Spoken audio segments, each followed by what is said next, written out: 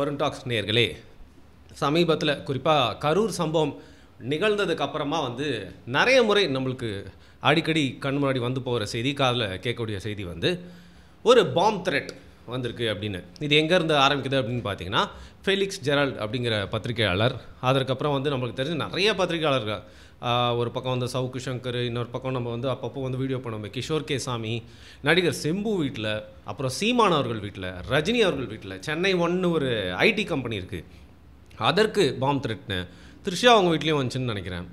அதுக்கப்புறம் வெவ்வேறு அலுவலகங்கள், இந்த மாதிரி நிறைய பத்திரிகையாளர் வீட்டில் ஒவ்வொன்றா வந்து பார்த்திங்கன்னா பாம் த்ரெட் இருக்குது அப்படின்னு சொல்லிட்டு நிறைய பேர் வீட்டில் போய் சர்ச் பண்ணாங்க. சில பேருக்கு இன்ஃபர்மேஷன் மட்டும் பண்ணாங்க, சர்ச் பண்ணாங்களா அப்படின்னு நம்மளுக்கு தெரியல. இந்த வேலையில் தான் வந்து பார்த்திங்கன்னா இதை குறித்து என்ன இப்படி நடந்துகிட்ருக்குது அப்படின்னு சொல்லிட்டு நம்மளும் இதை பற்றி வாய்ப்பு கிடைக்கும் போதெல்லாம் வந்து பேசியிருக்கோம். அப்படி இருக்கிற சூழ்நிலையில் வந்து பார்த்திங்கன்னா நான் இங்கே அமர்ந்து தனியாக நிறைய காணொலிகள் இப்போ வந்து பேச ஆரம்பிச்சிருக்கேன். பட் அதிகமாக நம்ம இன்னொரு பார்ட்னர்ஷிப் காம்போ அப்படிங்கிறது உங்களுக்கு தெரியும். பாரிசாலன் அவர்கள் கூட வந்து நம்ம உட்காந்து நிறைய டாபிக்ஸில் பேசுவோம். உலக அரசியலாக இருக்கட்டும், உள்ளூர் அரசியலாக இருக்கட்டும், அதுக்கப்புறம் வந்து கான்ட்ரவர்சிஸ், கான்ஸ்பிரசிஸ், கரண்ட்டு ஹேப்பனிங்ஸ், மீடியாவில் நடக்கக்கூடியது, சினிமாவில் நடக்கக்கூடியது எல்லாத்த பற்றியும் பேசுவோம். இன்ஃபேக்ட் வந்து எந்த டாபிக் நாங்கள் பேச மாட்டோம் அப்படின்னு கேட்டால் தான் ஈஸியாக சொல்லிடலாம் போல இருக்குது. அப்படி இருக்கிறப்போ அரசியல் சார்ந்து நிறைய காணொலிகளும் நம்ம வந்து பேசியிருக்கோம். அதில் ரொம்ப ஸ்ட்ராங்காக நம்மளோட கருத்துக்களை வந்து சொல்லியிருக்கோம். யார் தப்பு பண்ணாலும் தப்பு அப்படிங்கிறத வந்து என்றைக்குமே நம்மளுக்கு சொன்னது வந்து தயங்கினதே இல்லை. அதையும் தாண்டி அவருக்கு ஒரு கருத்து ஒரு விஷயத்தில் இருக்குது அப்படின்னா, இல்லை எனக்கு வேறு ஒரு கருத்து சொல்லணும் அப்படின்னா, அதான் நம்ம சேனல் இருக்கே அப்படின்னு சொல்லிட்டு என்னுடைய பிளாட்ஃபார்மை பயன்படுத்தியும் நான் நிறைய விஷயங்கள் வந்து சொல்லிகிட்ருக்கோம்.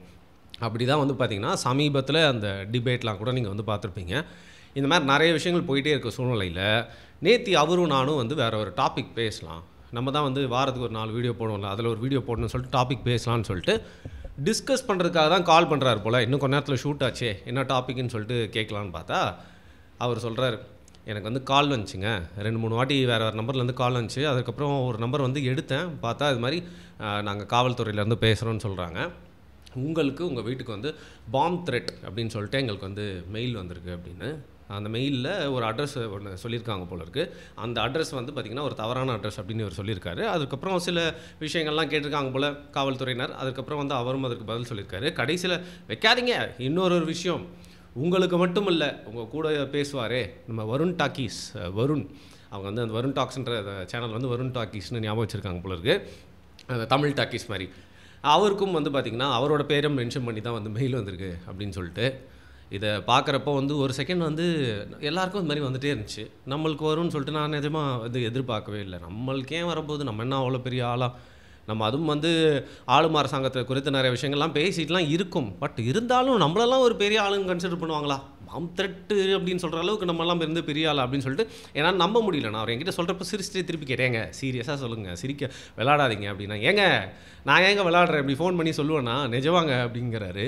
ஸோ அதை குறித்து அதுக்கப்புறம் வந்து பார்த்திங்கன்னா, சரி இதை பற்றியே நம்ம வந்து பேசலாமே, இது எந்த மாதிரியான அதிர்வலைகள்லாம் வந்து ஏற்படுத்தும், இதில் என்ன மாதிரியான பிரச்சனைகள்லாம் இருக்குது, ஏன் இந்த பாம் த்ரெட்டை வந்து கண்டமேனிக்கு எல்லாருக்கும் அமுச்சிட்டு இருக்கான்ல, அவனை வந்து சீக்கிரமாக ஏன் காவல்துறை வந்து தேடி கண்டுபிடிக்க வேண்டிய அவசியம் இருக்குது, அது மட்டும் இல்லாமல் ஒரு வேளை ஒரு ப்ராங்க் பண்ணுற மாதிரியான ஒரு பாம் த்ரெட்டை ஒருத்தன் சொல்லிகிட்டே இருக்கான் அப்படின்னா, இது ஒரு வேளை என்றைக்கே ஒரு நாள் புலி வருது அப்படின்னு விளையாட்டுக்கு ஒருத்தன் சொல்லிட்டு இருந்தால் உண்மையாக ஒரு நாள் புலி வர்ற மாதிரி உண்மையாக ஒரு பாம் த்ரெட்டு அப்படிங்கிற விஷயம் வந்து என்றைக்காவது யாராவது மீன் பண்ணி பண்ணுறான் அப்படிங்கிற பட்சத்தில் இது எங்கே போய் முடியும் அப்படிங்கிற மாதிரி பல விஷயங்கள் எங்களோட மனசில் அந்த ஐயங்களெல்லாம் வந்து பேசி ஒரு காணொலி அவரோட சேனலில் வந்து வெளியிட்டிருந்தார். அதை நீங்கள் பார்த்துருக்க நேரிடும், ஒருவேளை நீங்கள் பார்க்கலன்னா அதையும் பார்த்துருங்க. இது எனக்கு சில மனக்குமுறல்கள் இருந்துச்சு, அதை இந்த நேரத்தில் வந்து ஷேர் பண்ணிக்கணும் அப்படின்னு தான் வந்து தோணுச்சு. ஃபர்ஸ்ட் ஆஃப் ஆல், ஒரு கருத்து இருக்குது அப்படின்னா வந்து அதற்கு எதிர்கருத்து யார் வேணால் வந்து பேசலாம். நம்ம கூட ஒரு பாட்காஸ்ட் ஒன்று போட்டிருந்தோம். அந்த பாட்காஸ்ட்டில் வந்து பார்த்திங்கன்னா சமீபத்தில், நான் உதாரணத்துக்கு சொல்ல நிஜமாக சொல்கிறேன், அந்த பாட்காஸ்ட்டில் வந்து இப்போ ராவணனை குறித்து நம்ம பேசுகிறோம் அப்படின்னா வந்து பார்த்திங்கன்னா, இல்லை நீங்கள் சொல்கிறதெல்லாம் வந்து பார்த்திங்கன்னா ஏற்றுக்க முடியாது, இல்லை தவறு, இல்லை என்கிட்ட தரவுகள் இருக்குது, ஆதாரங்கள் இருக்குது அப்படின்னா நீங்கள் அதை குறித்து கமெண்ட் போடலாம், இல்லை நீங்களே சரத்தை எடுத்து ஒரு காணொலி கூட வந்து போடலாம். இன்றைக்கி யூடியூப்பில் வீடியோ போடுறது அப்படிங்கிறது யார் வேணால் ஈஸியாக பண்ணிடலாம். ஸோ ஒரு கருத்து இருக்குன்ற பட்சத்தில் எதிர்கருத்து அப்படிங்கிறத நீங்கள் வச்சுட்டு போங்க. அதற்கான உரிமை வந்து பார்த்திங்கன்னா உங்களுக்கும் இருக்குது, எனக்கும் என் கருத்தை சொல்கிறதுக்கு உரிமை இருக்குது.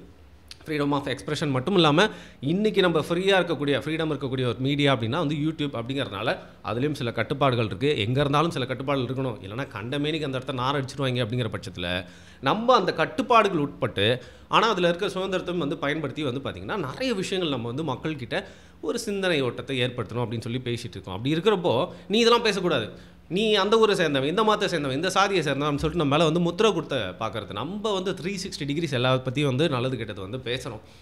ஸோ அப்படி இருக்கிறப்போ வந்து நிறைய பேருக்கு சகிப்புத்தன்மையே இல்லை அப்படிங்கிறது தெரிஞ்சு. அதே மாதிரி தான் இந்த பாம் த்ரெட்டுன்னு சொல்லிட்டு எல்லாருக்கும் வந்து பார்த்திங்கன்னா பயமுறுத்தி எல்லார் வீட்லேயும் வந்து பாம் வச்சுருக்கேன்னு சொல்லி மெயில் அனுப்பிட்டு இருக்கானே, அவன்கிட்ட நான் பேசணும், அவனுக்கு சில கேள்விகள்லாம் வைக்கணும், அவன்கிட்ட நான் சில விஷயங்கள்லாம் சொல்லணும் அப்படிங்கிறதுக்காக தான் இந்த காணொலியே பண்ணேன் நான். தீவிரவாதியே, தப்பாக எடுத்துக்காதீங்க, நான் அவனை சொல்கிறேன், உங்களே இல்லை. அவன் ஒருத்தவங்க வந்து பாம் த்ரெட் பண்ணுறான் அப்படின்னாலே அவன் தீவிரவாத சிந்தனை கொண்டு வந்தானே. தீவிரவாதியே, நான் உங்ககிட்ட இன்றைக்கி சொல்கிறேன், உனக்கு ஏதாவது கோவம் வந்துச்சுன்னா வந்து பார்த்திங்கன்னா பாரிசாலனோட சேனலில் அவர் பேசுனதுக்கு அவருக்கு மட்டுமா ஏதாவது பாம் த்ரெட் வச்சுட்டு போய் என் கூட வந்து என் பேரையும் சேர்த்துக்கிற? அது மட்டும் இல்லாமல் இந்த வருண் டாக்ஸ் மேலேயும் தீவிரவாதியே உனக்கு வன்மம் இருந்துச்சு அப்படின்னா வந்து பொதுமக்களை அச்சுறுத்தும் விதமாக வந்து பார்த்திங்கன்னா ஒரு பாம் த்ரெட் அப்படிங்கிறத வந்து சொல்கிற, ஒரு மெயில் அனுப்புகிற. இதனால் எத்தனை பேர் பாதிப்பு ஏற்படுறாங்க தெரியுமா? நீ நினச்சிக்கலாம் இதனால் நான் மட்டும் தான் பாதிப்புக்கு ஏற்படுவேன்னு. ஆனால் அரசாங்கத்துக்கு வந்து ஒரு பணிச்சுமை. இப்போ நடந்துட்டு இருக்க இந்த ஆட்சிக்கும் ஒரு கெட்ட பேர், அவப்பேர்.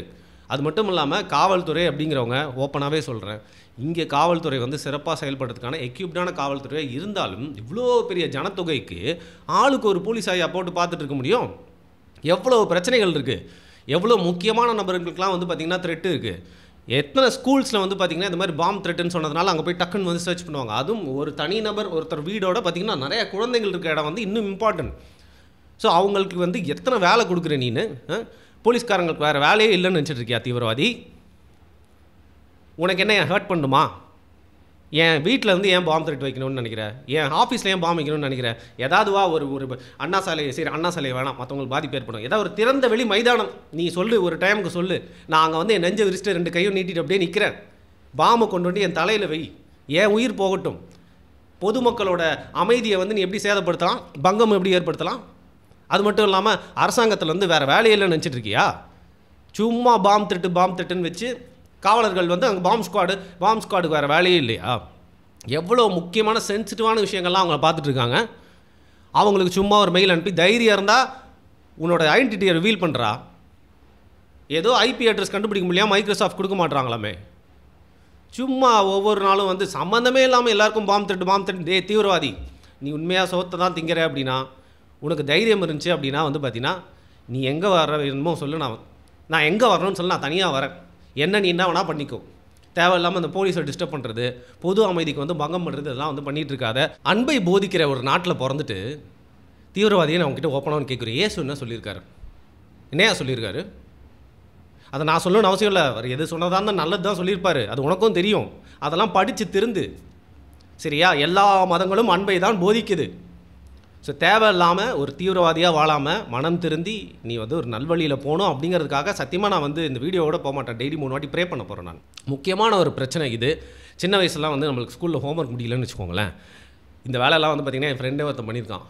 ஏதோ ஒரு லேண்ட்லைன் நம்பர்லேருந்து கால் பண்ணி ஸ்கூலில் பாம்பு இருக்குது அப்படின்னு சொல்லிட்டு வச்சுருவான். அதுக்கப்புறம் ஸ்கூலில் வந்து பார்த்திங்கன்னா ஒரு அரை நாள் அது பேசிகிட்டே இருப்பாங்க. சில நேரத்தில் செக்கிங்லாம் வந்துருக்காங்க, சில நேரத்தில் பெல்லாம் அடிச்சிருக்காங்க. பெல் அடிச்சது எதுக்குன்னா வெளில போய் வெயிட் பண்ணுங்கள், செக் பண்ணோம் அப்படின்னு சொன்னால் அதை கேட்டு அந்த பெல்லு கிட்டெல்லாம் வீட்டுக்கு ஓடிடுவாங்க பாதி பேர்.